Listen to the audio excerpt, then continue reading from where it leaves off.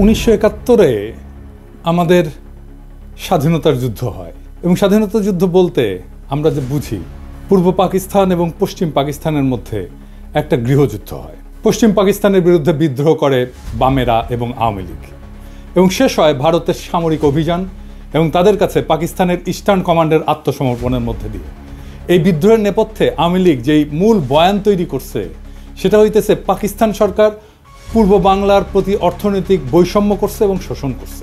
এই বয়ানের মূল বক্তব্য হচ্ছে তারা বলতে চায় পূর্ব পাকিস্তান পাকিস্তানের মেজরিটি প্রদেশ, এখানে দেশের 56% জনগণ বাস করে, অথচ পাকিস্তান সরকারের রাজস্বের সিংহভাগ পশ্চিম পাকিস্তানে ব্যয় করে। সেই টাকার অধিকাংশ আসে পূর্ব পাকিস্তান থেকে। পূর্ব পাকিস্তানে কামানো এই টাকা দিয়ে পশ্চিম পাকিস্তানের শাসক গোষ্ঠী নিজেদের এলাকার ব্যাপক উন্নয়ন করে। রাজস্ব খাত, উন্নয়ন খাত, আমদানি, বৈদেশিক সাহায্য ইত্যাদিতে পশ্চিম পাকিস্তানে ব্যয় করা হতো 75 থেকে 80 ভাগ, আর পূর্ব পাকিস্তানে ভাগে পড়তো মাত্র 20 থেকে 25 ভাগ। এছাড়া পূর্ব পাকিস্তানের মানুষকে দৈনন্দিন দ্রব্য সামগ্রী, পণ্য সামগ্রী পশ্চিম পাকিস্তানের চাইতে বেশি দামে কেনা লাগতো, যা ছিল তৎকালীন শাসক গোষ্ঠীর এক ক্রূর পরিকল্পনা, যার মাধ্যমে এদেশের গরিব দুঃখী মানুষের রক্ত তারা চুষে নিত। দুই প্রদেশের মধ্যে মাথাপিছু আয়ের মধ্যে ছিল ব্যাপক বৈষম্য, যা হচ্ছে তাদের শোষণের পলিসি। এইসব ক্ষোভকে ঘুঁটা দিয়া আওয়ামী লীগ 70 সালের নির্বাচনে একটা বিখ্যাত পোস্টার ছাপায় সারা দেশে ব্যাপকভাবে বিলি করছিল। পোস্টারটার শিরোনাম ছিল সোনার বাংলা শ্মশান কেন। কি ছিল সেই পোস্টারে? সেই পোস্টারে দেখানো হয়েছে যে বৈষম্য। রাজস্ব খাতে বাংলাদেশ 1500 কোটি টাকা ব্যয় হয়, পশ্চিম পাকিস্তানে 5000 কোটি টাকা ব্যয় হয়। উন্নয়ন খাতে ব্যয় হয় বাংলাদেশে 3000 কোটি টাকা, পশ্চিম পাকিস্তানে 6000 কোটি টাকা। বৈদেশিক সাহায্য বাংলাদেশ শতকরা পায় 20 ভাগ, পশ্চিম পাকিস্তান পায় 80 ভাগ। বৈদেশিক দ্রব্য আমদানি বাংলাদেশে শতকরা 25 ভাগ, পশ্চিম পাকিস্তান 75 ভাগ। কেন্দ্রীয় সরকারের চাকরি বাংলাদেশের শতকরা 15 ভাগ আর পশ্চিম পাকিস্তানে 85 ভাগ। সামরিক বিভাগে চাকরি বাংলাদেশে শতকরা 10 ভাগ এবং পশ্চিম পাকিস্তানে 90 ভাগ। চাইলের দাম মন প্রতি বাংলাদেশে 50 টাকা আর পশ্চিম পাকিস্তানে 25 টাকা। আটা মন প্রতি বাংলাদেশে 30 টাকা, পশ্চিম পাকিস্তানে 15 টাকা। সরষের তেল বাংলাদেশে 5 টাকা, পশ্চিম পাকিস্তানে 2.5 টাকা। সোনার প্রতি ভরি বাংলাদেশে 170 টাকা, পশ্চিম পাকিস্তানে 135 টাকা। কি নিদারুণ বৈষম্য, তাই না? আসেন এটা আমরা খুলে দেখব, এটা আমরা বুঝে দেখব। 70 সালের নির্বাচনের সেই পোস্টারটা পরিকল্পনা করেন জনাব নুরুল ইসলাম এবং আঁকেন শিল্পী হাশেম খান। এই পোস্টারটা সারা দেশে ব্যাপক সাড়া ফেলে এবং এই পোস্টারটাই আওয়ামী লীগের স্বায়ত্তশাসনের বয়ানের ন্যায্যতার মূল ভিত্তি। আওয়ামী লীগ পাকিস্তানের বিরুদ্ধে তার বিদ্রোহকে জাস্টিফাই করার জন্য যত আর্গুমেন্ট হাজির করছে তার সব কিছুর মূলে হচ্ছে পাকিস্তানিদের অর্থনৈতিক শোষণ। এখনও এরা তাই বলে। প্রাইমারি স্কুলের পাঠ্যপুস্তকের মধ্যেও এই পোস্টারটাকে ঢুকানো হয়েছিল এবং প্রায় সকলের মনেই ছোটবেলা থেকেই এইরকম একটা বদ্ধমূল ধারণা যে পাকিস্তান 23 বছরে অর্থনৈতিক প্রবঞ্চনা বাঙালিদেরকে বাধ্য করছে মুজিবের 6 দফা আন্দোলনকে সমর্থন করতে। সেই 6 দফা ছিল বাঙালি জাতির মুক্তির সনদ। 6 দফার ভিতরে 3টা দফাই ছিল পাকিস্তান থেকে পূর্ব বাংলাকে অর্থনৈতিকভাবে বিচ্ছিন্ন করার দফা। 70-এর নির্বাচনে নিরঙ্কুশ সংখ্যাগরিষ্ঠতা অর্জন করে আওয়ামী লীগ এবং তার ফলশ্রুতি সবার জানা। 60-এর দশকের শেষ দিকে পূর্ব বাংলার পত্রপত্রিকা ঘাটলেও এই অর্থনৈতিক শোষণ এবং বৈষম্যের বয়ানটাই মূল থিম হিসেবে লক্ষ্য করা যায়। যে কোনো বাংলাদেশিকে যদি আজকে জিজ্ঞেস করা হয় যে পাকিস্তানের বিরুদ্ধে বিদ্রোহ করার প্রধান যৌক্তিকতা কি, সে উত্তর দেয় পাকিস্তানিদের অর্থনৈতিক শোষণ। এর মানে আওয়ামী লীগের তৈরি করা বয়ান একদম শেকড় গেড়ে বসছে এদেশের বুকে। কারণ আওয়ামী লীগ যে ভুয়া অর্থনৈতিক বয়ান তৈরিতে পারদর্শী তাই প্রজন্মকে চোখে আঙুল দিয়ে দেখায় দেওয়া লাগবে না। বিগত 15 বছরে আমাদের সবার একদম চোখের সামনে আওয়ামী লীগ পরিসংখ্যান নিয়ে ভয়ঙ্কর কারচুপি করে মহা উন্নয়নের এক বয়ান তৈরি করছে, যেখানে বাস্তবতা হচ্ছে দেশের সব ব্যাংক এবং আর্থিক খাতকে লুটপাট করে নিঃশেষ করে ফেলা। কিছুদিন আগে বাণিজ্য উপদেষ্টা বলছে যে সব মিথ্যা পরিসংখ্যান দেওয়া হতো জিডিপি সহ। এটা এমন না যে এখন বলা হচ্ছে, হাসিনার আমলেও পত্রিকা মিথ্যা পরিসংখ্যান নিয়ে লিখত। জিয়া হাসান একটা বই লিখছিল উন্নয়ন বিভ্রম নামে, কিভাবে মিথ্যা পরিসংখ্যান দিয়ে উন্নয়নের বয়ান তৈরি করা হতো। তাহলে সেই আওয়ামী লীগ 50 বছর আগের ঘটনাকে নিয়ে কি রকম কারচুপি করছে সেটা সহজে অনুমান করা যায়। আমরা অনুমান করব না, আমরা তথ্য দিয়ে দেখব। আমরা আজকে আওয়ামী লীগের এই বয়ানকে তৎকালীন বাস্তবতার আলোকে পরীক্ষা করে দেখব যে এই অভিশপ্ত দলটা সেখানেও কি রকম কারচুপি করছিল। তৎকালীন পাকিস্তানের আর্কাইভ ঘেঁটে আমরা যাবতীয় প্রাসঙ্গিক ডকুমেন্ট জোগাড় করছি এবং বলাই বাহুল্য আওয়ামী লীগ এবং তাদের পোষা অর্থনীতিবিদরা নুরুল ইসলাম, রেহমান সোবহান ভয়াবহ জালিয়াতি করছে এই পোস্টার তৈরি করতে এবং ম্যানিফেস্টো তৈরি করতে। সেই নিয়ে বিস্তারিত আলোচনার আগে এদের আসল চরিত্র এবং এদের উদ্দেশ্য সম্পর্কে একটু আলোকপাত করা দরকার। মেজর ডালিমের একটা বই, যা দেখেছি, যা বুঝেছি, যা করেছি, ওইখান থেকে বলতেছি। ভারতে থাকতে উনি বলতেছেন বিভিন্ন মহলে তখন ভবিষ্যৎ বাংলাদেশের রাষ্ট্রনীতি, অর্থনীতি, প্রশাসন প্রভৃতি বিষয়ে আলোচনার ঝড় বয়ে যাচ্ছে।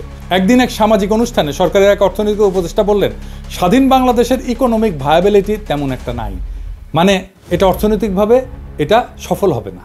তার এই ধরনের বক্তব্যে অবাক করেছিল অনেককেই।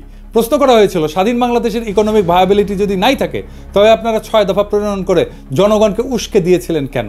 কেন বলেছিলেন পাকিস্তানের শোষণের হাত থেকে পূর্ব পাকিস্তানকে স্বাধীন করতে পারলেই সোনার বাংলা কায়েম হবে? তাহলে কি আপনাদের এই সমস্ত প্রচারণা ছিল মিথ্যে? জনগণকে ধোঁকা দিয়ে পাকিস্তানকে শুধুমাত্র দ্বিখণ্ডিত করার এক কূটকৌশল মাত্র?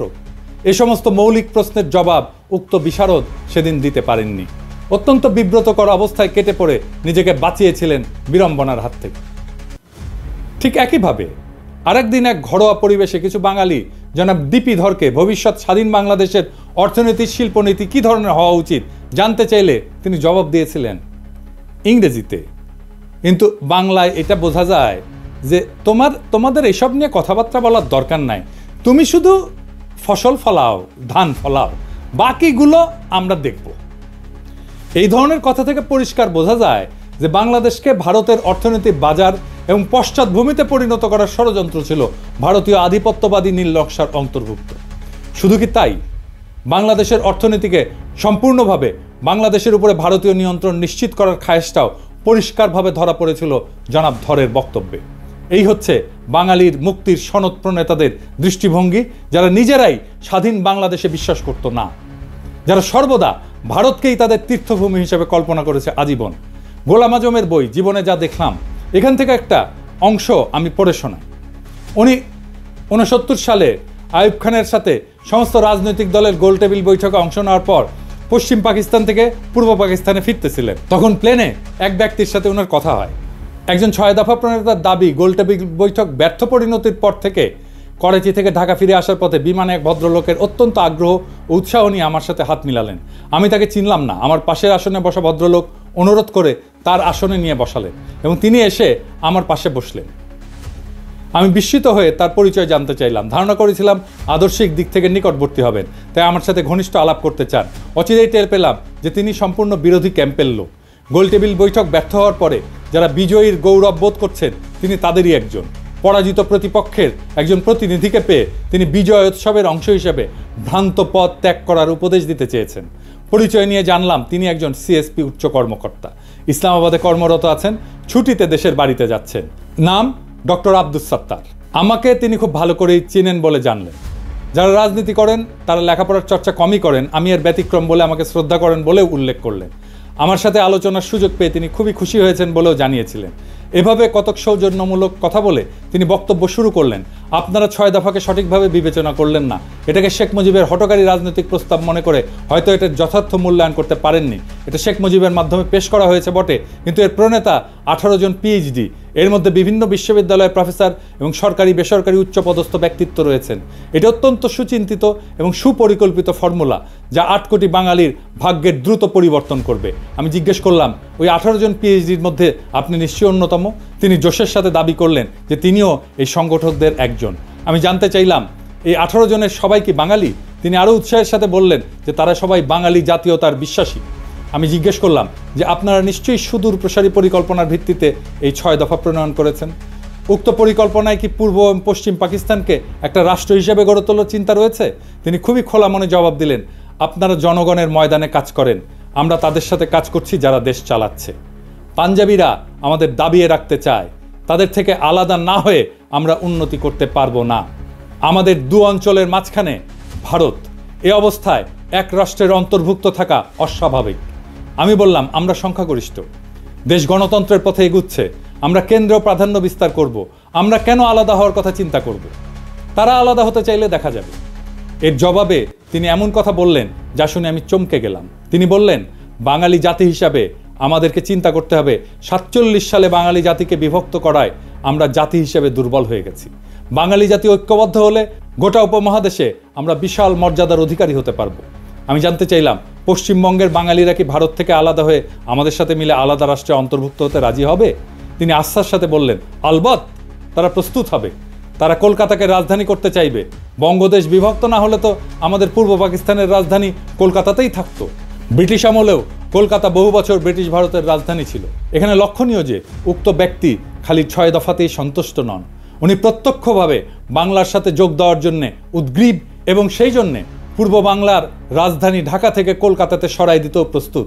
ক্ষুদিরাম সূর্য সেনের মন্ত্রমুগ্ধ শিষ্য, 47 সালের পার্টিশনের ইতিহাস সম্পর্কে যাদের মিনিমাম পড়াশোনা আছে তাদের জানার কথা, কংগ্রেসের দাবির মুখে লর্ড মাউন্টব্যাটেন মুসলিম সংখ্যাগরিষ্ঠ প্রদেশ পাঞ্জাব এবং বাংলাকে পার্টিশন করার সিদ্ধান্ত নেন, যেটার পুরোটা পাকিস্তানে আসার কথা ছিল।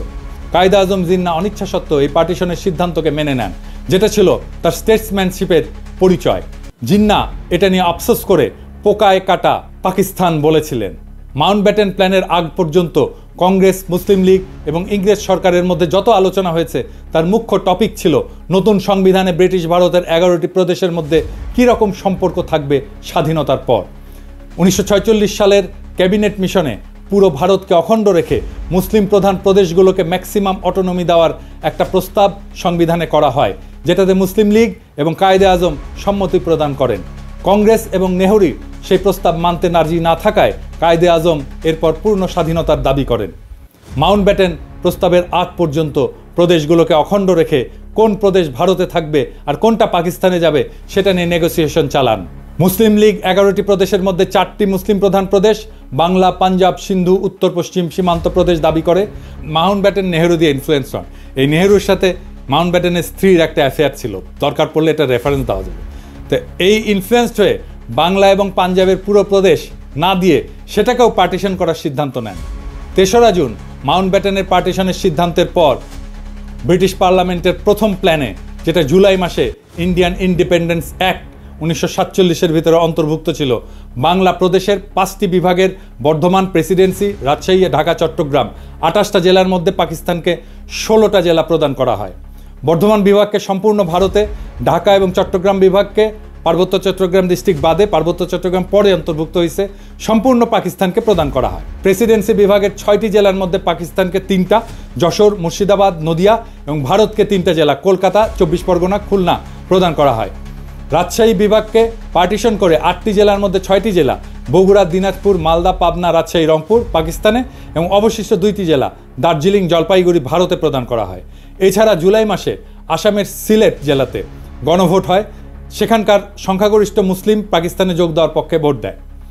এরপরে স্যার সিরিল রেডক্লিফকে প্রধান করে একটা পার্টিশন কমিশন বানানো হয় ফাইনাল ডিটেলস ঠিক করার জন্য। স্যার রেডক্লিফ ইন্ডিয়ান ইন্ডিপেন্ডেন্স অ্যাক্টের প্ল্যানে অদল বদল করেন। প্রথমত উনি মুর্শিদাবাদ, নদিয়া এবং মালদা জেলাকে ভারতে প্রদান করেন, পাকিস্তানকে ভারত থেকে খুলনা নিয়ে প্রদান করেন, এছাড়া পাকিস্তানকে পার্বত্য চট্টগ্রাম জেলা প্রদান করেন। খালি এতটুকু করেই ক্ষান্ত হন নাই, উনি এরপরে পার্টিশনের ইউনিটকে জেলা থেকে থানা পর্যায়ে নামায় আনেন। অর্থাৎ খালি মুসলিম সংখ্যাগরিষ্ঠ জেলার মধ্যে যেসব থানা মুসলিম সংখ্যাগরিষ্ঠ সেগুলোকেই পাকিস্তানে ভাগে পড়ে, প্রদেশ থেকে ইউনিট একেবারে থানাতে নামায় আনছে। এর ফলে রেডক্লিফ সাহেবের জলপাইগুড়ি এবং দিনাজপুর জেলাকে পার্টিশন করে মুসলিম প্রধান থানাকে পাকিস্তানে দেন। মালদা, মুর্শিদাবাদ পুরোটাই ভারতে থাকে মুসলিম সংখ্যাগরিষ্ঠ হওয়া সত্ত্বেও। নদিয়াকে পার্টিশন করে কুষ্টিয়া, চুয়াডাঙ্গা অঞ্চল পাকিস্তানে এবং যশোরকে পার্টিশন করে বনগাঁ পর্যন্ত ভারতকে দেওয়া হয়। 24 পরগনা জেলা পুরোটাই ভারতে থাকে। এরপরও উনি ক্ষান্ত হন না, উনি সিলেটের 35টি থানার মধ্যে 6টি থানা কেটে করিমগঞ্জ সহ সেটা ভারতকে প্রদান করেন। এই রেডক্লিফ অ্যাওয়ার্ড দেশ স্বাধীন হওয়ার 1-2 দিন পর প্রকাশ করা হয়। রেডক্লিফ পাঞ্জাবেও ঘুটু করছে, মাউন্টব্যাটেনের চাপে পড়ে, সেটা অন্য কাহিনী, এর সাথে কাশ্মীর জড়িত। রেডক্লিফ রিভারের রেলেভেন্ট অংশ আপনি এখানে পাবেন, আমি সবগুলোই ডেসক্রিপশনে দিয়ে দিচ্ছি। 3রা জুন 1947 সালে মাউন্টব্যাটেনের পার্টিশন সিদ্ধান্ত প্রকাশিত হওয়ার পর বাংলা প্রদেশের মুসলিম লীগের নেতা সোহরাওয়ার্দী দিল্লিতে কায়েদে আজমের সাথে দেখা করতে যান। সোহরাওয়ার্দী এবং বাংলার মুসলিম লীগ ভেবেছিল পুরো বাংলা প্রদেশ পাকিস্তানে যাবে। পার্টিশনের সিদ্ধান্তে তারা স্বাভাবিকভাবে আপসেট হয়। সোহরাওয়ার্দী এবং আবুল হাশিম মানে বদরুদ্দিন ওমরের বাবা জিন্নার কাছে অনুমতি চায়। যদি জিন্না রাজি থাকে তখন তারা বাংলা কংগ্রেসের নেতাদের সাথে আলোচনা করে 2 পক্ষ মিলে একটা প্রপোজাল দেবে যাতে পুরো বাংলা প্রদেশ এক থেকে ভারত এবং পাকিস্তান থেকে আলাদা হয়ে তৃতীয় একটা দেশ তৈরি করে আসামের সাথে মিলে। জিন্না তার সম্মতি প্রদান করেন। এই প্রস্তাবে বাংলা কংগ্রেসের নেতা শরৎ বসু, সুভাষ বোসের দাদা, এবং শর্মিলা বোসের ঠাকুরদা, যিনি এই বইটা লিখছিলেন, ওনারা নিমরাজি থাকলেও কেন্দ্রীয় কংগ্রেসের নেতা নেহেরু এবং সর্দার প্যাটেল যখন জানতে পারে তারা শরৎ বোসকে বিশাল ঝাড়ি মারে, তাতে শরৎ বোস ওই প্রস্তাব থেকে সরে আসে। এছাড়া বাংলার হিন্দু মহাসভার নেতা শ্যামাপ্রসাদ মুখার্জি এই প্রস্তাব শোনার পর বিশাল জনসভা ডেকে এই প্রস্তাবের বিরোধিতা করার জন্য। তারা কোনো মতেই হিন্দুস্তান থেকে আলাদা হতে রাজি না। এইসব শোডাউন কাজে দেয় এবং এখানেই অখণ্ড বাংলার প্রস্তাবের ইতি ঘটে। ইতিহাস এখানে প্রমাণ করে 1947 সালে বাংলা ভাগের জন্য কংগ্রেস এবং হিন্দু মহাসভা দায়ী। স্বাভাবিকভাবেই তারা পুরো বাংলাকে ভারতের অংশ হিসেবে চেয়েছিল, মুসলিম লীগ পুরো বাংলাকে পাকিস্তানের অংশ হিসেবে চেয়েছিল। কিন্তু পার্টিশনের সিদ্ধান্ত শোনার পর মুসলিম লীগ অখণ্ড বাংলা রাখতে রাজি ছিল।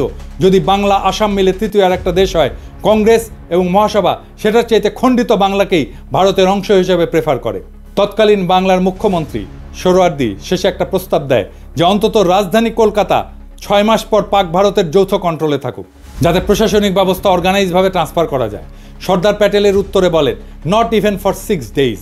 কাজেই পশ্চিম বাংলার হিন্দুরা হিন্দুস্তানের থেকে আলাদা হয়ে পূর্ব বাংলার মুসলিমদের সাথে ইউনিয়ন করে থাকবে, আর ভারতও এটা মেনে নিয়ে বিনা যুদ্ধে এত বড় মেদিনী ছেড়ে দেবে। মানে দুর্যোধন বলছিল মহাভারতের, বিনা যুদ্ধে নাহি দেব সূচক্র মেদিনী, একটা সূচের আগায় যতটুকু ভূমি থাকে ওইটাও যুদ্ধ ছাড়া দেব না, ওটাই ভারতের পলিসি।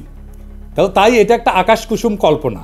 আওয়ামী লীগের নেতাদের এসব ইতিহাস খুব ভালো করে জানার কথা, কারণ তারা মুসলিম লীগের কর্মী ছিল 47 সালে। এরপর এইসব 6 দফা প্রণেতারা মানুষকে মূলা দেখাইছে যে তারা পশ্চিম বাংলার সাথে ইউনিয়ন করবে।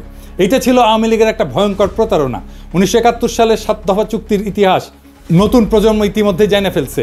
সর্বশেষে এই পোস্টারের প্রণেতা অর্থনীতিবিদ নুরুল ইসলাম যে কত স্থূল একজন ব্যক্তি ছিল তার একটা সামান্য উদাহরণ দেই। 2016 সালে বাংলাদেশ প্রতিদিন পত্রিকায় পোস্টারটার শিল্পী হাশেম খান একটা প্রবন্ধ লেখেন। সেখানে উনি পোস্টার তৈরির ইতিহাস বর্ণনা করেন। সেই প্রবন্ধের একটা অংশ হচ্ছে, কিছুক্ষণের মধ্যে নুরুল ইসলাম ফিরে এসে বললেন, কিছু একটা দাঁড় করাতে পারলেন? আজকে আর বিদ্যুৎ আসবে না। পাকি সরকার পূর্ব পাকিস্তানের অন্ধকারে রাইখা পাকিস্তানের আলোতে ভাসাইয়া দিচ্ছে। সারা রাত শহর বন্দর অলিগলি এমনকি গ্রাম পর্যন্ত বিদ্যুতের বাতি আলো দিতেছে। সামনের ইলেকশনে পশ্চিমাদের গদি থেকে নামাইয়া আওয়ামী লীগরে বসাইতে হবে। নুরুল ইসলাম দাবি করতেছেন পূর্ব পাকিস্তানের লোডশেডিংয়ের জন্য পশ্চিম পাকিস্তান দায়ী। হ্যাঁ, তারা এখন এখানে বিদ্যুৎ বন্ধ করে নিজেদের এলাকায় বিদ্যুৎ সরবরাহ করতেছিল। কি অদ্ভুত দাবি আর মনস্তত্ত্ব। পূর্ব আর পশ্চিম পাকিস্তানের মধ্যে 1000 মাইল দূরত্ব, মাঝখানে শত্রু দেশ ভারত আর সমুদ্র, দুই অংশে বিদ্যুতের 2টা গ্রিড। এক গ্রিড থেকে আরেক গ্রিডে পাওয়ার ট্রান্সফার করা অসম্ভব একটা ঘটনা। এক গ্রিডে সারপ্লাস বিদ্যুৎ থাকলেও আর এক গ্রিডের সাথে ট্রান্সফার করার কোনো উপায় নাই। কাজে পূর্ব পাকিস্তানের বিদ্যুৎ বন্ধ কইরা পশ্চিম পাকিস্তানকে আলোর বন্যায় ভাসিয়ে দেওয়ার মতো নিতান্ত শিশুসুলভ দাবি খুবই হাস্যকর। সে নাকি বাংলাদেশের প্রধান অর্থনীতিবিদ ছিল, সে বাংলাদেশের পরিকল্পনা কমিশনের প্রধান ছিল স্বাধীনতার পরে। এই মক্কেল আবার নাকি হার্ভার্ডের গ্র্যাজুয়েট। হ্যাঁ, আরেকজন মুখ্য চরিত্র যে 6 দফার খসড়া করার ব্যাপারে অন্যতম মুখ্য ভূমিকা রাখছিল, তার নাম রুহুল কুদ্দুস, একজন সিএসপি আমলা। বাংলাদেশ স্বাধীন হওয়ার পর প্রথম ক্যাবিনেট সেক্রেটারি হয়। রুহুল কুদ্দুসের ব্যাপারে শুধু 2টা তথ্য যথেষ্ট তার চরিত্র এবং এজেন্ডা বোঝার জন্য। প্রথমটা হচ্ছে এই 50-এর দশকে একটা দুর্নীতির মামলার বিবরণ। সেখানে আমূল আসামি শেখ মুজিবুর রহমান পূর্ব পাকিস্তানের প্রাদেশিক মন্ত্রী থাকার সময় দুর্নীতির কারণে জেলে সাজাপ্রাপ্ত হন। সেই দুর্নীতি মামলায় মুজিবের সহযোগী ছিল এই রুহুল কুদ্দুস। তার পুরস্কার দিছে, যেহেতু মামলা ফাঁসিছে তার পুরস্কার দিছে সেক্রেটারি বানায়। আর একটা মামলা হচ্ছে আগরতলা ষড়যন্ত্র মামলা, যেখানে আসামিরা ভারতের প্রত্যক্ষ সাহায্যে পূর্ব পাকিস্তানে বিদ্রোহ সংগঠিত করে বিচ্ছিন্ন হওয়ার পরিকল্পনা করে। সেই মামলার অন্যতম প্রধান আসামি ছিল এই রুহুল কুদ্দুস। আগরতলা মামলার বয়ানে প্রথমে মিথ্যা মামলা বলে প্রচার করা হয়েছিল আমাদের ছোটবেলায় পাঠ্যপুস্তকে। এই মামলাকে মিথ্যা মামলা হিসেবে দেখানো হয়েছিল, কিন্তু 2011 সালে মামলার অন্যতম আসামি কর্নেল শওকত আলী আওয়ামী লীগের ডেপুটি স্পিকার ছিল, গর্বের সাথে একটা বই লেখে, সত্য মামলা আগরতলা। দেশের অনেক মানুষের কাছে পাকিস্তান থেকে বিচ্ছিন্ন হয়ে আলাদা রাষ্ট্র গঠনের যৌক্তিকতা হচ্ছে 25 এবং 26 মার্চের তারিখে পাকিস্তান আর্মির অপারেশন সার্চলাইট। তাহলে 60-এর দশকে যারা ভারতের সাহায্যে এই সমস্ত বিদ্রোহ পরিকল্পনা করছিল তাদের জাস্টিফিকেশন কি ছিল? পাকিস্তান তো 1971 সালের আগে কোনো গণহত্যা চালায়নি। যদি বলে অর্থনৈতিক বৈষম্য, সেই বেলুন আমরা একটু পরে ফুটা করে দেখা দিচ্ছি। 1965 সালে পাকিস্তান ভারতের সাথে একটা ফুল স্কেল যুদ্ধ হয়। ঠিক তার পরপর কোন ধরনের চরিত্রের মানুষ সেই ভারতের থেকে অস্ত্র এবং টাকার সাহায্য নিয়ে পাকিস্তানের বিরুদ্ধে বিদ্রোহ করার পরিকল্পনা করে? এই ধরনের মানুষেরা পাকিস্তানের তথাকথিত শোষণের বয়ান তৈরি করে জনগণের মধ্যে ফেরি করছে। এখানে প্রফেসর সৈয়দ সাজ্জাদ হোসেনের কিছু অবজারভেশন খুবই গুরুত্বপূর্ণ। ওনার 71-এর স্মৃতি বলে একটা বই আছে। তিনি একাধারে একজন প্রখ্যাত শিক্ষাবিদ, সাহিত্য পণ্ডিত এবং লেখক। বাঙালি মুসলমানের মধ্যে তিনিই প্রথম ব্যক্তি যিনি ইংরেজি সাহিত্যে পিএইচডি ডিগ্রি অর্জন করছিলেন। রাজশাহী বিশ্ববিদ্যালয়ের ভিসি ছিলেন উনি। আসল কথা, যারা এই সমস্ত কথা বলে এবং এই জিনিস শুরু হয়েছে 60-এর দশক থেকেই, তারা একটা রাজনৈতিক উদ্দেশ্য হাসিলের মতলবে এই সমস্ত থিওরি আওড়ায়। 1947 সালে বিভক্তি এরা মানতে রাজি নয় এবং এই অঞ্চল স্বাধীন থাকুক এটা তারা চায় না। পাকিস্তান আমলে এরা অনবরত প্রচার করেছে যে আমরা পাঞ্জাবিদের অধীন এবং পাকিস্তান থেকে বেরিয়ে এলে সত্যিকার অর্থে স্বাধীন হতে পারবো। আবার এখন বলছে 1971 সালে যে স্বাধীনতা অর্জিত হয় তার কোনো মূল্য নাই, ওপার বাংলার সাথে মিলে গেলেই নাকি আমরা সত্যি মুক্ত হবে। 1971 সালে ভারতের সাথে মিলিত হওয়ার কথা প্রকাশ্যভাবে বলা হতো না, কারণ ও কথা বললে এদেশের জনসমাজ সাড়া দিত না। তাই তখন বলা হচ্ছিল ভারত আমাদের প্রকৃত বন্ধু, ভারতীয় সৈন্য এসে আমাদের রক্ষা করবে। ভারতে বাঙালি, পাঞ্জাবি, মারাঠি, তামিল, শিখ, পার্সি বিভিন্ন জাতি এবং ভাষাভাষী লোকেরা এক রাষ্ট্র গঠন করে বসবাস করতে পারে, তার মধ্যে কোনো অসঙ্গতি লক্ষ্য হয়নি। কিন্তু পাকিস্তানে পাঞ্জাবি, পাঠান, সিন্ধি এবং বাঙালি এক রাষ্ট্র গঠন করে এমন একটা কর্ম করেছিল যা শুধু হাস্যকরই না, রীতিমতো অ্যাবসার্ড এবং অযৌক্তিক। এই যুক্তিটি চিরকালই আমার কাছে অদ্ভুত থেকেছে। ভারতের প্রধান ধর্ম হচ্ছে হিন্দুত্ব। উত্তর ভারতের ব্রাহ্মণ এবং রাজপুতের সঙ্গে পশ্চিম ভারতের মারাঠা এবং দক্ষিণ ভারতের দ্রাবিড় সম্প্রদায়গুলির মধ্যে ধর্মীয় বন্ধন ছাড়া আর কোনো বন্ধন নাই। এই ধর্ম ইসলামের মতো ধর্ম নয়। উত্তর ভারতের ধর্মীয় আচরণের সঙ্গে দক্ষিণ ভারতের ধর্মীয় আচরণের প্রভেদ অনেক। মুসলমান বলতে আমরা যেমন বুঝতে পারি যে ব্যক্তি এক আল্লাহ এবং রসুলে বিশ্বাস করে, সেরকম কোনো সর্বগ্রাহ্য বিশ্বাস হিন্দুদের মধ্যে নেই। তবু অহর্নিশ আমাদের বলা হয়েছে যে কায়েদে আজম মোহাম্মদ আলী জিন্না আমাদের ইচ্ছার বিরুদ্ধেই নাকি পূর্বাঞ্চলকে পাকিস্তানের সাথে যুক্ত করেছিলেন। এই যে লাখ লাখ লোক যারা আমরা পাকিস্তান আন্দোলনে শরিক হয়েছিলাম, আইনসভার সদস্য যারা 47 সালে ভোট দিয়ে পাকিস্তানে যোগ দিয়েছিলাম, এরা যেন রাতারাতি হয়ে গেলেন দেশদ্রোহী এবং সমাজদ্রোহী। বর্তমানেও বাঙ্গু, সুশীল, প্রগতিশীল, প্রথম আলো, মতি, ডেইলি স্টারের মাহফুজ এবং তাদের কলামবর্গ যেমন আলী ইমাম মজুমদার ভারতের কোনো কোনো প্রদেশের বিচ্ছিন্নতার কথাও শুনলে তেলে বেগুনে জ্বলে ওঠে। তারাই আবার পাকিস্তানের প্রদেশগুলোর ইউনিয়নের মধ্যে কন্ট্রাডিকশন খুঁজে পায়। আবার আসা যাক অর্থনৈতিক বৈষম্য এবং আওয়ামী লীগের তৈরি বয়ান নিয়ে। এই প্রসঙ্গে ডক্টর সাজ্জাদ হোসেন লিখছেন যে যখন আওয়ামী লীগ এরকম প্রচারণা চালাচ্ছিল যে পশ্চিম পাকিস্তানের পূর্ব পাকিস্তানে বৈষম্য করা হয়, এই যে সোনার বাংলা শ্মশান কেন, এরকম একটা পোস্টার ছাপে, তাহলে পাকিস্তানের তরফ থেকে কেন এইটার প্রতিবাদ জানানো হয়নি বা প্রশ্নটা পরিষ্কার করা হয়নি? এর উত্তর দিছিল পশ্চিম পাকিস্তানের একজন আমলা যে এটা আমরা তৈরি করছিলাম, কিন্তু এইটা আমরা প্রকাশ করতে গেলে একজন বাঙালি অফিসার বলছিল এটা দিলে পূর্ব পাকিস্তানের লোকেরা আরও বিলা হয়ে যাবে, সেই জন্যে তাই নাকি এটা করতে দেওয়া হয়নি, বাধা দিছিল। ওনার বইয়ে এই অংশে এটা লেখা আছে। আওয়ামী বয়ানের এই যে শুভঙ্করের ফাঁকি, এটা ধরার জন্য আমরা ব্যাখ্যা করব সরকারি ফাইন্যান্স কিভাবে কাজ করে এবং সরকারি ফাইন্যান্সের সাথে দেশের জিডিপির সম্পর্ক এটা কি। একটা দেশের জিডিপি হচ্ছে সেই দেশের মধ্যে অবস্থিত সমস্ত পণ্য, বস্তু, সার্ভিস বা সেবার এটার যোগফল। যে দেশের যত উন্নত সে দেশের জনগণ তত বস্তু এবং সেবা উৎপাদন করে এবং ভোগ করে। সরকার এর মধ্যে থেকে একটা ভাগ কর হিসাবে আদায় করে, নিজের এজেন্ডা অনুযায়ী সেটা খরচ করে। আর একটা রাস্তা হচ্ছে সরকারের আছে, সেটা হচ্ছে আভ্যন্তরীণ এবং আন্তর্জাতিক সেক্টর থেকে লোন নেওয়া। এই লোনের ইনস্টলমেন্ট পরে সরকারকে করের টাকা থেকে শোধ করতে হয়। ফাইনাল একটা রাস্তা আছে সরকারের কাছে, সেটা হচ্ছে আভ্যন্তরীণ যে কোনো বিল পরিশোধের জন্য টাকা ছাপানো। কিন্তু এর ফলে মুদ্রার মান ইনফ্লেশন হয়, আমরা জানি মুদ্রাস্ফীতি হয়। ইনফ্লেশন এক ধরনের ট্যাক্স কিন্তু, যার মাধ্যমে সরকার দেশের জিডিপির একটা অংশ নিজের পকেটস্থ করে। এই করের জন্য পার্লামেন্ট অথবা আইনসভার কোনো বিল পাস করানো লাগে না। সরকারের বাজেটে দুই ধরনের বাজেট থাকে, একটা বাজেট রাজস্ব খাত আর একটা বাজেট উন্নয়ন খাত। করের টাকা দিয়ে সরকার প্রশাসন, প্রতিরক্ষা, বিদ্যমান স্থাপনার ভরণ পোষণ, আগের ঋণের সুদ পরিশোধ এবং অন্যান্য খরচ চালায়। এটা রাজস্ব খাত বা অপারেটিং এক্সপেন্ডিচার। এরপরে কিছু সারপ্লাস থাকলে সেটা প্লাস সরকার দেশি বিদেশি সেক্টর থেকে ঋণ নিয়ে বিভিন্ন মন্ত্রণালয়ের অধীনে উন্নয়নমূলক প্রজেক্ট গ্রহণ করে। এই উন্নয়নমূলক প্রজেক্টগুলোকে এডিপি বা অ্যানুয়াল ডেভেলপমেন্ট প্রোগ্রাম বলে। অধিকাংশ প্রজেক্টে যে ব্রিজ, টিজ, রাস্তা টাস্তা এগুলো সব এডিপির অন্তর্ভুক্ত। তবে এডিপির বাইরে অল্প কিছু প্রজেক্ট থাকে। বাজেটে এডিপির বাৎসরিক বরাদ্দ দেওয়া থাকলেও সেই বরাদ্দ সবসময় সম্পূর্ণ খরচ হয় না বিভিন্ন কারণে। এর পিছনে প্রজেক্টের ধীর গতি আছে, প্রশাসনিক সক্ষমতার অভাব, কেনাকাটায় আমলাতান্ত্রিক জটিলতা ইত্যাদি কারণ থাকে। বাজেটের একটা বাস্তব স্যাম্পল দেখেন, এইরকম করে বাজেট লেখা হয়। এখন আমরা আলোচনা করব বৈদেশিক মুদ্রার ব্যাপার। দেশের কোম্পানিগুলো ব্যবসা করে রপ্তানি করে কিছু টাকা পায়, ফরেন কারেন্সি, আর আমরা রেমিটেন্স পাঠাই বিদেশে যারা আছে। এইভাবে দেশ বৈদেশিক মুদ্রা অর্জন করে। বাংলাদেশ, পাকিস্তান, ভারত সরকার এই বৈদেশিক মুদ্রার প্রবাহ এটাকে নিয়ন্ত্রণ করে। দেশে আসা বৈদেশিক মুদ্রা ব্যাংক থেকে সেন্ট্রাল ব্যাংকের কন্ট্রোলে যায়। সেন্ট্রাল ব্যাংক দেশের মানুষকে বৈদেশিক মুদ্রার বিপরীতে দেশীয় মুদ্রা প্রদান করে। এরপর কোনো আমদানিকারক কিছু আমদানি করতে চাইলে সেন্ট্রাল ব্যাংকের অনুমতিক্রমে লেটার অফ ক্রেডিট খুলে প্রয়োজনীয় বৈদেশিক মুদ্রা দিয়ে বস্তু অথবা সেবা আমদানি করে। আমেরিকা, সিঙ্গাপুর, হংকং এসব দেশে এরকম কোনো এক্সচেঞ্জ কন্ট্রোল নাই। এসব কারেন্সি ফ্রি ফ্লোটিং, মানে সাপ্লাই ডিমান্ডের উপরে ফরেন কারেন্সির বিনিময় মূল্য নির্ভর করে বা ওঠানামা করে। আমদানি রপ্তানিকারকের কোনো কেন্দ্রীয় ব্যাংকের অনুমতি লাগে না, বা কেন্দ্রীয় ব্যাংক এই সমস্ত ব্যাপার রেগুলেট করে না। এই যে বাংলাদেশ, পাকিস্তান বা ভারতের সরকার তার বিভিন্ন প্রজেক্টের জন্য প্রয়োজনীয় বৈদেশিক মুদ্রা কেন্দ্রীয় ব্যাংক থেকে কেনে দেশীয় করের মাধ্যমে উত্তোলন করা টাকার বিনিময়, অথবা সরাসরি বিদেশি কোনো সেক্টর থেকে বৈদেশিক মুদ্রা ঋণ নেয় কোনো প্রজেক্টের জন্য। দেশে বৈদেশিক মুদ্রার প্রবাহ, রপ্তানি এবং রেমিটেন্স মিলে আমদানি থেকে বেশি হলে সারপ্লাস জমতে থাকে সেন্ট্রাল ব্যাংকের হিসাবে। এটাকে বলা হয় ফরেন কারেন্সি রিজার্ভ। এবার আমরা দেখব শোষণ কাকে বলে, অর্থনৈতিক শোষণ কাকে বলে। আমাদের আক্কেল জ্ঞান বলে যে শোষণ হচ্ছে কারো কাছ থেকে জোর করে বেশি টাকা করের মাধ্যমে তুলে সেই টাকা নিজের পিছনে খরচ করা, অথবা কারো শস্য, সম্পদ, গবাদি পশু ইত্যাদি জোরপূর্বক নিয়ে যাওয়া, অথবা কাউকে বাধ্যতামূলকভাবে কোনো কাজ করতে বাধ্য করা এবং তাকে কম পারিশ্রমিক দেওয়া। তাই তো এরকম অসংখ্য উদাহরণ মানব সমাজে পাওয়া যায়। যেমন মঙ্গলরা তারা কারো শস্য, সম্পদ, গবাদি পশু জোরপূর্বক নিয়ে যেত। মারাঠাদের বর্গী হামলার উদাহরণ তো আছেই, তাদের চৌত আদায় করতো।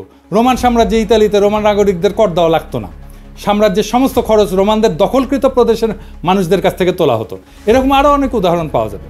আরাকানের মগ এবং পর্তুগিজদের রেইড উল্লেখযোগ্য, তারা এসে আমাদের এখান থেকে নিয়ে যেত জিনিসপত্র। এখন পাকিস্তান আমলে পাকিস্তানের কেন্দ্রীয় সরকার কি পূর্ব বাংলায় রেড দিয়ে সমস্ত শস্য, গবাদি পশু জোর করে নিয়ে যেত? না, নাকি তারা আমাদেরকে দাস হিসাবে বাঙালিদেরকে ধরে নিয়ে গিয়ে তাদের খনিতে খনি মজুর হিসেবে কাজ করাইছে? না, তা তো না। তাহলে শোষণটা হইলটা কীভাবে? পূর্ব বাংলা এবং পশ্চিম পাকিস্তানের, পাঞ্জাব, সিন্ধু, সীমান্ত, বেলুচিস্তানের মানুষ সবাই দেশের সমান নাগরিক ছিল না? একটা কথা বারবার বলা হয় যে পূর্ব পাকিস্তানের জনসংখ্যা পাকিস্তানের জনসংখ্যার 56%। করের ব্যাপারে সবচেয়ে গুরুত্বপূর্ণ তথ্য হচ্ছে পূর্ব পাকিস্তানের মানুষ পাকিস্তানের রাজস্বের কত যোগান দিত জানেন? 26%, মাত্র 26%। পশ্চিম পাকিস্তানের 44% মানুষ বাকি 74% যোগান দিত। এর বিপরীতে পূর্ব পাকিস্তান চতুর্থ পঞ্চবার্ষিক পরিকল্পনায় মোট সরকারি উন্নয়ন বরাদ্দের 60% বরাদ্দ পাইছিল, পশ্চিম পাকিস্তান পাইছিল 40%। ওদেরই তো বিদ্রোহ করার কথা। তৃতীয় পরিকল্পনায় পূর্ব পাকিস্তান পাইছিল 53%, পশ্চিম পাকিস্তানের বরাদ্দ ছিল 47%। দ্বিতীয় প্ল্যানে 63-64 সালে দুই প্রদেশের অনুপাত ছিল 50-50। একবার ব্যাপারটা ঠান্ডা মাথায় চিন্তা করে দেখেন তো, একটা প্রদেশ দেশের মোট রাজস্বের 26% যোগান দিয়ে বিপরীতে 53-60% উন্নয়ন বরাদ্দ পাচ্ছে, তাও আবার নিজেদের শোষিত বলে জোর গলায় দাবি তোলে। আরে ভাই, বাটপাড়ির তো একটা সীমা আছে, তাই না? আরে বাটপাড়ি কেউ ধরতে পারলো না। উল্টা আমরাই তো এক হিসেবে পাঞ্জাব, সিন্ধু প্রদেশকে শোষণ করছি। তারা জনসংখ্যার অনুপাতে কম হয়েও রাজস্ব করের অধিকাংশ যোগান দিছে এবং সেই যোগানের অধিকাংশ উন্নয়ন বরাদ্দ আমরা পাইছি। তারা তো এই ব্যাপারে নিয়ে একটা টু শব্দ পর্যন্ত করেনি। আরে বেটা, চামারের চামার, তুই বেশি টাকা নিলি আবার বলিস আমাদের শোষণ করিচ্ছে। পাকিস্তানে 1955 সাল থেকে 1975 সাল পর্যন্ত 20 বছরে সর্বমোট 4টা পঞ্চবার্ষিক পরিকল্পনা হয়, মানে 5 বছরের বাজেট করা হয়। সেই বাজেটের মূল কপি এবং প্রাসঙ্গিক পরিসংখ্যান বিশ্লেষণ করলে আওয়ামী লীগের অর্থনৈতিক বৈষম্যের বয়ানের বেলুন ফুটা হয়ে যায়। লীগের পোস্টার সম্পূর্ণ ভুয়া, মন গড়া, আন্দাজে বসানো সংখ্যা। একটা মজার ব্যাপার লক্ষ্য করলে দেখা যাবে পোস্টারতে অধিকাংশ সংখ্যা 2 দিয়া গুণ করে মিলাই দেওয়া হয়েছে। যেমন ধরেন, উন্নয়ন খাতে আমাদের 3000, ওদের 6000। শতকরা অনুপাতে খুব সুন্দর করে আমাদের ভাগে 10, 15, 20, 25 বসায় দেওয়া হয়েছে। দ্রব্যমূল্যের দাম চমৎকারভাবে আমাদের সব কিছুর দাম ঠিক দ্বিগুণ একটা সংখ্যা বসায় দেওয়া হয়েছে, তাই না? একটা বাচ্চাকে অঙ্ক কষতে দিলে সে অঙ্ক না পারলে উত্তরে যেরকম একটা সংখ্যা আন্দাজে মিলায় বসায় দেয়, ব্যাপারটা ঠিক সেই রকম। তবে এই পোস্টারের প্রস্তুতকারক আওয়ামী লীগের এক টাউট অধ্যাপক। বৈদেশিক সাহায্য ঋণ উন্নয়ন বাজেটের অংশ, কাজে একটা এলাকার উন্নয়ন বরাদ্দ 50-60%, আর সেই প্রদেশের বৈদেশিক সাহায্য মাত্র 20%। এটা একমাত্র নুরুল ইসলামের মতো টাউট একটা অধ্যাপকের মস্তিষ্ক থেকে বাইর হবে। বৈদেশিক আমদানির হিসাব সম্পূর্ণ মন গড়া, কারণ একটা দেশের মাল করাচিতে আমদানি হচ্ছে নাকি চট্টগ্রামে আমদানি হচ্ছে সেটা কাস্টমস একবারই ঢুকে। এরপরে দেশের অভ্যন্তরে সেই মাল কোন প্রদেশ থেকে কোন প্রদেশে যাচ্ছে সেটা কোনো কাস্টমস হিসাব থাকে না। কাজে কোন প্রদেশ আমদানির কত শতাংশ কনজিউম করে সেটার কোনো আলাদা অ্যাকাউন্ট ছিল না, থাকা সম্ভব ছিল না সেই সময়। আমদানির 25-75% সংখ্যা সম্পূর্ণ কাল্পনিক। বৈদেশিক মুদ্রা কোন প্রদেশ কত আয় করে, ব্যয় করে, কনজিউম করে, একটা দেশের ভেতরে কোনো পরিসংখ্যান থাকে না। যেমনটা থাকে না জেলা ভিত্তিক হিসাব। এটা করতে হলে প্রত্যেক প্রদেশ, প্রত্যেক জেলার নিজস্ব কেন্দ্রীয় ব্যাংক লাগবে, নিজস্ব ফরেন কারেন্সি অ্যাকাউন্ট লাগবে। এক্স্যাক্টলি এই জন্যেই 6 দফার মধ্যে এই পয়েন্টটা ঢুকানো হয়েছিল। আওয়ামী লীগ নিজেও জানতো না এইসব হিসাব। তারা সম্পূর্ণ ভুয়া সংখ্যা ওরাইছে বিদ্রোহ জাস্টিফাই করার জন্য। প্ল্যানগুলোর মূল কপি এবং রেলেভেন্ট পরিসংখ্যান আমি ডেসক্রিপশনে দিয়ে দিচ্ছি। দ্বিতীয় এবং পঞ্চম পঞ্চবার্ষিক পরিকল্পনায় পূর্ব বাংলা 50%-এর কম উন্নয়ন বরাদ্দ পাইছে। তবে সর্বদা তাদের যোগান দেওয়া 25 থেকে 26% রাজস্ব থেকে বেশি বরাদ্দ পাইছে। দ্বিতীয় প্ল্যানে 26% করের বিপরীতে 39% বরাদ্দ পাকিস্তানের রাজস্ব কেন্দ্রীয় সরকার তুলে সেই বরাদ্দ প্রাদেশিক সরকারকে দিত। প্রাদেশিক সরকার বিভিন্ন প্রজেক্ট বাস্তবায়ন করত। প্রথম দুইটা প্ল্যানে বরাদ্দ 50%-এর কম দেওয়ার কারণ ছিল পূর্ব পাকিস্তানে প্রাদেশিক সরকারের সক্ষমতার অভাব। তারা বরাদ্দকৃত অর্থ দিয়ে সব প্রজেক্ট প্রকিউর করে কমপ্লিট করতে পারতো না। এখনও বাংলাদেশে কিন্তু এই উন্নয়ন বাজেটের অর্থ ফেরত যায়। এখনকার বাংলাদেশের এডিপি বাস্তবায়নের হার অনেক কম। আর প্রথম পরিকল্পনা যখন গ্রহণ করা হয় তখন কেন্দ্রের প্রধানমন্ত্রী ছিল আমাদের হোসেন শহীদ সোহরাওয়ার্দী, প্রাদেশিক সরকারও আওয়ামী লীগ আতাউর রহমানের নেতৃত্বে। এছাড়া পাকিস্তানের 47 সালে স্বাধীন হওয়ার পর থেকে 11 বছর পর 1958 সালে মার্শাল ল আসার আগ পর্যন্ত ক্ষমতাতে অধিকাংশ সময় বাংলাদেশের মানুষ ছিল, পূর্ব বাংলার মানুষ ছিল। প্রধানমন্ত্রী, প্রেসিডেন্ট, এমনকি গভর্নর জেনারেল হিসাবে 3 জন প্রধানমন্ত্রী, খাজা নাজিমুদ্দিন, মোহাম্মদ আলী বগুড়ার, ইনি লিয়াকতের পরে পাকিস্তানের দ্বিতীয় লংগেস্ট প্রধানমন্ত্রী ছিলেন। আওয়ামী বয়ান এদের নাম মুছে ফেলছে। হোসেন শহীদ সোহরাওয়ার্দী 11 বছর মধ্যে সর্বমোট 5 বছর প্রধানমন্ত্রী ছিলেন। প্রথম 4 বছর ছিলেন উত্তরপ্রদেশের মুয়াজ্জিল লিয়াকত আলী খান। জিন্না মারা যাওয়ার পর গভর্নর জেনারেল হন আহসান মঞ্জিলের খাজা নাজিমুদ্দিন। পাকিস্তানের all powerful president Iskander Mirza, উনি তো বাংলার মানুষ। তার পূর্বপুরুষরা শত শত বছর ধরে বাংলার মুর্শিদাবাদে বসবাস করছিল, বাংলায় কথা বলতো। এদের নাম সময়কাল আওয়ামী লীগের বয়ানে সম্পূর্ণ মুছে ফেলা হয়েছে, যাতে তারা ষড়যন্ত্রমূলক বিদ্রোহ জাস্টিফাই করার জন্য দাবি করতে পারে পাকিস্তান বাঙালিদের কখনোই ক্ষমতায় যেতে দিবে না। এটা সম্পূর্ণ ভুয়া দাবি। বাঙালিরা ক্ষমতায় ছিল, কাজে পশ্চিম পাকিস্তানিদের ষড়যন্ত্র লজিক এখানে ধোপে টেকে না। বরং মার্শাল ল এবং আইয়ুব খান আসার পর পূর্ব বাংলার বরাদ্দ অনেক বাইরে যায়, 50% অতিক্রম করে। এটা ছাড়া পূর্ব পাকিস্তানের প্রাদেশিক সরকার প্রাইভেট ইনভেস্টমেন্ট এবং ব্যবসা বাণিজ্যকে সর্বদা নিরুৎসাহিত করছে। তারা ভ্রান্ত সমাজতান্ত্রিক মতাদর্শের কারণে অসংখ্য আমলাতান্ত্রিক লাল ফিতা তৈরি করে রাখছিল। এখানে কেন্দ্রীয় সরকারের কোনো হাত ছিল না। এই জন্যই দুই প্রদেশে পূর্ব এবং পশ্চিম পাকিস্তানের প্রাইভেট ইনভেস্টমেন্টের মধ্যে বিশাল পার্থক্য, যার জন্য সম্পূর্ণরূপে দায়ী হচ্ছে প্রাদেশিক সরকারের পলিসি, যারা সবসময় বাঙালি ছিল। মোদ্দা কথা, যেই বয়ানে বলা হয় পূর্ব পাকিস্তানের করের টাকায় পশ্চিম পাকিস্তানে বিলাসিতা করত, সম্পূর্ণ ভুয়া, ভ্রান্ত এবং উদ্দেশ্যমূলক একটা প্রচার। পূর্ব পাকিস্তানে বিশাল ডেফিসিট পূরণ করা হতো পশ্চিম পাকিস্তানের কর দিয়া। আর একটা পয়েন্ট যেটা 6 দফাতে অন্তর্ভুক্ত ছিল, এক প্রদেশ থেকে আরেক প্রদেশে মূলধন পাচার বন্ধ করতে হবে, কারণ নাকি বাংলার মূলধনে লাহোর আর করাচি গড়ে উঠছে। বাস্তব ঘটনা সম্পূর্ণ 180 ডিগ্রি উল্টা। পূর্ব বাংলার ডেফিসিট রাজ্য ছিল, এরা 26% কর দিয়ে 55% বরাদ্দ পেত, সর্বনিম্ন বরাদ্দ পেয়েছে 39%। বাস্তবে সিন্ধু পাঞ্জাবের মূলধনে পূর্ব বাংলার উন্নয়নে ব্যয় করা হয়েছে, কিন্তু তারা একবারও এটা নিয়ে আপত্তি তোলে নাই যে কেন তাদের করের টাকা দিয়ে পূর্ব বাংলাকে পালন করা হচ্ছে। আমরাই চোরের মায়ের বড় গলার মতো চিল্লাইছি। এই চার্টের দ্বিতীয় এবং তৃতীয় প্ল্যানে সরকারি খরচের হিসাব ইমপ্লিমেন্টেড, অ্যালোকেটেড না। তৃতীয় প্ল্যানে পূর্ব পাকিস্তানে অ্যালোকেটেড ছিল 16,000 মিলিয়ন রুপি, পশ্চিমে ছিল 14,000 মিলিয়ন রুপি। ইয়াহিয়া খান চতুর্থ প্ল্যানে পূর্ব পাকিস্তানের এত হাউকাউ দেখে পূর্ব পাকিস্তানের বরাদ্দ এক ধাক্কায় দ্বিগুণ করে মোট সরকারি বরাদ্দের 60% করে দেন। এইবারে আসেন মাথাপিছু আয়ের পরিসংখ্যান নিয়ে কথা বলি। আর একটা অভিযোগ তোলা হয়তো দুই অংশের মাথাপিছু আয়ের মধ্যে বৈষম্য ছিল। একটা দেশে বিভিন্ন জেলার মানুষের গড় আয়ের মধ্যে পার্থক্য থাকতেই পারে। বাংলাদেশে বিভিন্ন বিভাগের গড় আয় বিভিন্ন রকম, এর মধ্যে শোষণের কি আছে? তার উপরে পূর্ব পাকিস্তানের প্রাদেশিক সরকার প্রাইভেট সেক্টরকে লাল ফিতা দিয়ে আটকানোর ফলে স্বাভাবিকভাবে গড় আয় সিন্ধু পাঞ্জাবের থেকে কম হবে। এরপরেও পূর্ব পাকিস্তানের গড় আয় সীমান্ত প্রদেশ এবং বেলুচিস্তান থেকে বেশি ছিল। আইয়ুব খান, ইয়াহিয়া খান তো সীমান্ত প্রদেশের মানুষ ছিলেন। তারা কি তাহলে তাদের নিজেদের এলাকা শোষণ করে পূর্ব বাংলাকে তুলনামূলকভাবে বেশি মাথাপিছু আয়ের বরাদ্দ করে দিছিল? আরও বড় কথা, পূর্ব পাকিস্তানের গড় আয় ভারতের গড় আয়ের থেকে বেশি ছিল। যেই পূর্ব বাংলাকে লক্ষ্য করে 47-এর দেশভাগের সময় ইংরেজ গভর্নর স্যার ফ্রেডেরিক ব্যারেজ বলেছিল এটা হবে পৃথিবীর সবচেয়ে বড় চাষাদের বস্তি, রুরাল স্লাম। সেই পূর্ব বাংলা 20 বছরে ভারতের গড় আয়কে ছাড়ায় যায়। শিল্পায়নের দিক থেকে পশ্চিম বাংলার জুট মিলের সংখ্যাকে ক্রস করে। 47 সালে যেখানে পূর্ব বাংলায় একটা পাটকল ছিল না, 20 বছরে সেখানে 70টা জুট মিল হয়। যে পাঞ্জাবিদেরকে শোষক হিসেবে দেখানো হয়, তাদের নিজেদের গড় আয় সিন্ধুর থেকে কম ছিল। তাহলে কি বাঙ্গুলজিকে সিন্ধুই পাঞ্জাবিদেরকে শোষণ করতেছিল? এসব শুনলে তো ঘোড়া হাসবে। ভারত এবং যুক্তরাষ্ট্র বিভিন্ন রাজ্যে মাথাপিছু আয় বিভিন্ন রকম। ভারতের মহারাষ্ট্রের সাথে পশ্চিমবঙ্গের বিশাল পার্থক্য। পাঙ্গু সুশীলরা ভারতের কোনো উদাহরণকে কি শোষণ বলবে?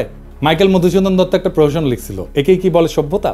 বেঁচে থেকে এই সমস্ত ঘটনার ডিটেলস জানলে লিখতেন, একেই কি বলে শোষণ? ভারতের গড় আয় নানা প্রদেশে নানা রকম। একই কথা বলা হয় বিভিন্ন প্রদেশের মধ্যে বিভিন্ন গ্রোথ রেটের পার্থক্য। আমেরিকার বিভিন্ন রাজ্যের মধ্যে বিভিন্ন গ্রোথ রেট, ভারতের বিভিন্ন রাজ্যের মধ্যে বিভিন্ন গ্রোথ রেট, কিন্তু কোনো বয়ানে এসবকে শোষণ বলা হয় না। পাকিস্তানের ক্ষেত্রে সবাই লাফায় ওঠে, একদম শোষণের লেকচার মারা শুরু করে কেন? আর একটা বিষয় আছে, সেটা হচ্ছে কস্ট অফ লিভিংয়ের তারতম্য। পোস্টারে যে কস্ট অফ লিভিং দেখা হয়েছে, আশা করি এতক্ষণে সবাই বুঝছেন সেটা সম্পূর্ণ ভুয়া আন্দাজে বসানো সংখ্যা। এখানে আরও দুইটা কথা যোগ করি। একটা দেশের বিভিন্ন শহর গ্রাম জীবনযাত্রার খরচ ভিন্ন। ঢাকাতেও জীবনযাত্রার খরচ মাগুরার একটা গ্রামের থেকে অনেক বেশি। তাহলে কি বাঙ্গুলজিকে মাগুরার গ্রাম ঢাকাকে শোষণ করতেছে? বিশ্বের সব দেশেই শহর গ্রাম বিভিন্ন এলাকার জীবনযাত্রার খরচ ভিন্ন ভিন্ন।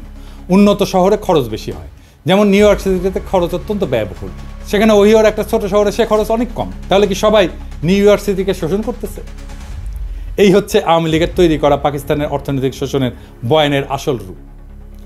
এটা দেখাই দেওয়া উচিত ছিল, কিন্তু তার অর্থ এই না যে আমরা বলবো আমাদের 1971-এর স্বাধীনতার যুদ্ধ করা ভুল হয়েছে। কিন্তু ভুল তথ্য দিয়া ভুল বুঝায় তো একটা জাতিকে চিরজীবন অন্ধ রাখা যায় না। 25শে মার্চের গণহত্যা একটা টার্নিং পয়েন্ট। ওই অবস্থা কেন কিভাবে তৈরি হয়েছিল সেটা আরেকদিন আলাপ হবে। সেই অন্ধকার ইতিহাস শুনলে আপনি শিউরে উঠবেন যে কি ভয়ানক পরিকল্পনা করে এমন একটা সম্ভাবনার দিকে ঠেলে দেওয়া হয়েছিল একটা পুরো জাতিকে। সেই ইতিহাস আরেকদিন। বাংলাদেশের ইতিহাস শুধু বিজয়ের গল্প না, বরং সত্য আর মিথ্যার একটা দীর্ঘ সংগ্রাম। 1971 সালের মুক্তিযুদ্ধ আমাদের জাতির সত্তার ভিত্তি গড়ে দিছে, তবে এর প্রত্যেকটা দিক সঠিকভাবে বোঝা জরুরি। পাকিস্তানের শোষণ, বৈষম্যের বয়ান, রাজনৈতিক চক্রান্ত এবং বহির্বিশ্বের ভূমিকা, এসব প্রশ্নের নতুন বিশ্লেষণ দরকার, নতুন বয়ান দরকার, নতুন ইতিহাসবোধ দরকার। যেই জাতি ইতিহাসকে প্রশ্ন করতে শেখে, সেই জাতি ভবিষ্যৎকে রচনা করতে পারে। ভুল তথ্যের ভিত্তিতে জাতীয় চেতনার বিকৃতি ঘটে, আর সেখান থেকেই জন্ম নেয় দুর্বল শাসন, দুর্নীতি এবং প্রহসনের উন্নয়নের বয়ান। আজকে বাংলাদেশ যদি সত্যিকার অর্থে স্বাধীনতার চেতনাকে ধারণ করতে চায়, তবে তাকে নিরপেক্ষভাবে অতীতের ঘটনাগুলো পর্যালোচনা করতে হবে। সত্যের অনুসন্ধান শুধু ইতিহাসের প্রয়োজনে নয়, বরং ভবিষ্যতের জন্য অপরিহার্য। জাতি হিসেবে আমাদের দায়িত্ব হলো ইতিহাসের প্রকৃত সত্যকে জানা, যাতে মিথ্যার বুনিয়াদ ভেঙে আমরা একটা উন্নত, স্বনির্ভর এবং শক্তিশালী বাংলাদেশ গড়তে পারি। আসুন আমরা ইতিহাসকে প্রশ্ন করতে শিখি, কারণ সঠিক প্রশ্নই আমাদের সঠিক ভবিষ্যতের দিকে এগিয়ে নিয়ে যাবে। ইনকিলাব জিন্দাবাদ।